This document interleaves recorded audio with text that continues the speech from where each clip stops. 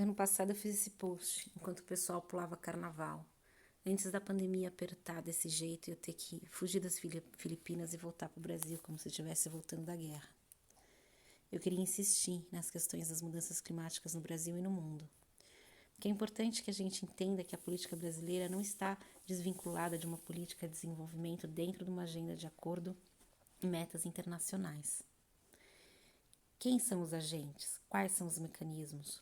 Qual o contexto histórico? Onde estamos? Aonde vamos? Você sabe o que é a ONU? A Organização das Nações Unidas, também conhecida com a sigla ONU, é uma organização internacional formada por países que se reuniram voluntariamente para trabalhar pela paz e o desenvolvimento mundial.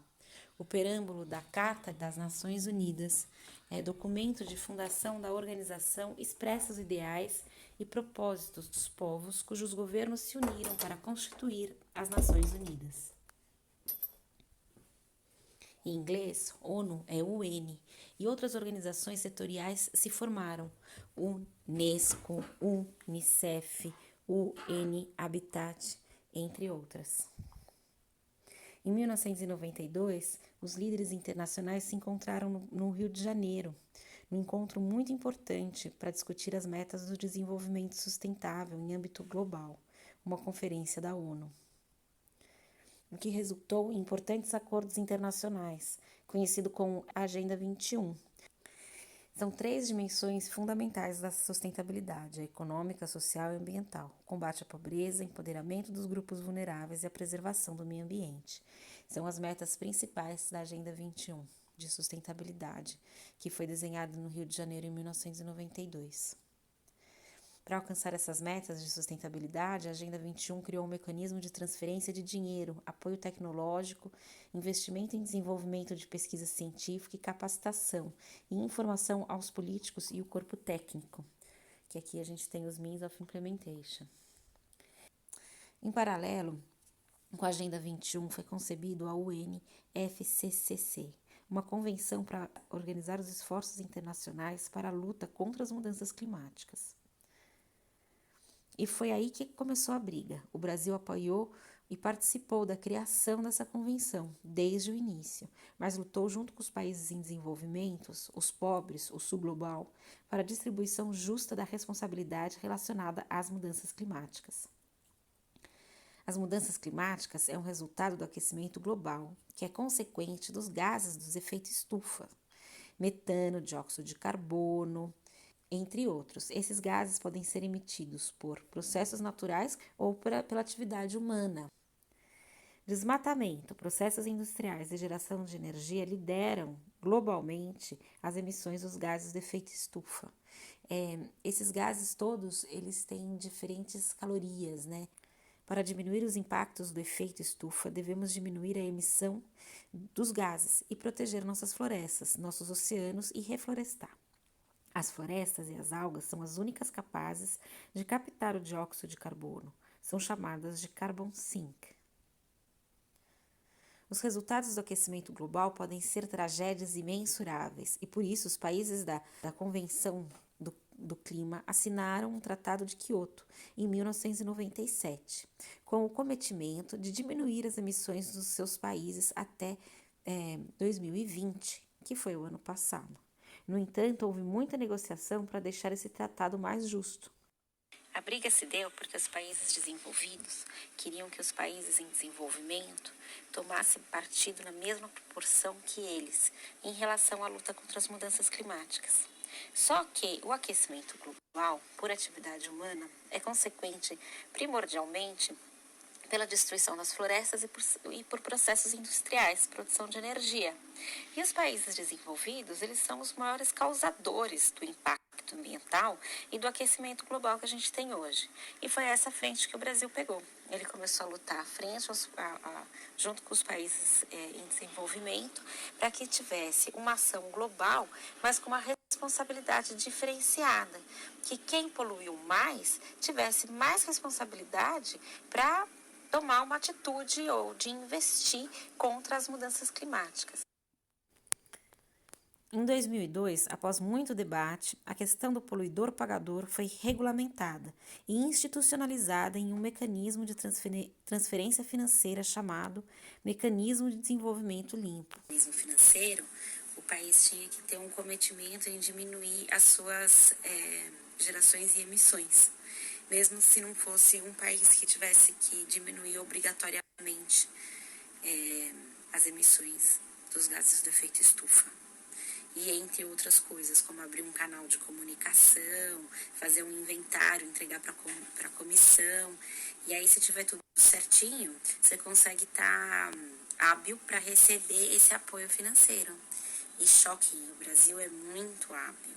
E a gente tem tudo. E a gente recebeu muito dinheiro. O Brasil só ratificou o protocolo de Kyoto em 2002. Nosso cometimento foi em diminuir entre 36% a 39% as emissões de CO2 até 2020, baseado no primeiro inventário de emissões de 2010. Combater o desmatamento da Amazônia, fora produzir e melhorar as tecnologias de baixo carbono na agricultura, indústria e energia. Bem, aqui a gente consegue ver, né, uma linha do tempo relacionada a como que se deu a nossa política, né? Então, a gente começou na década de 70 com um movimento ambiental muito atuante no Brasil. Em 92 foi criada a Convenção do Clima e a gente assinou em 2002. Após assinar, começamos a receber, né, doação com as coisas mais organizadas, com a legislação, com o regimento mais claro, apoio também para desenvolver as nossas políticas. E fizemos uma política, um Plano Nacional de Mudanças Climáticas em 2008, e a partir desse plano desenvolvemos diversos planos setoriais em 2011 e 2012, e atualmente, né, em 2016, já faz um tempo, mas foi lançado o Plano de Adaptação à Mudança Climática.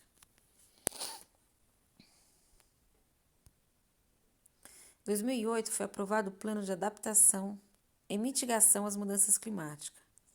2009, a Política Nacional. Em 2010 e 2012, 12 planos setoriais com combate ao desmatamento da Amazônia, entre outros, até 2020.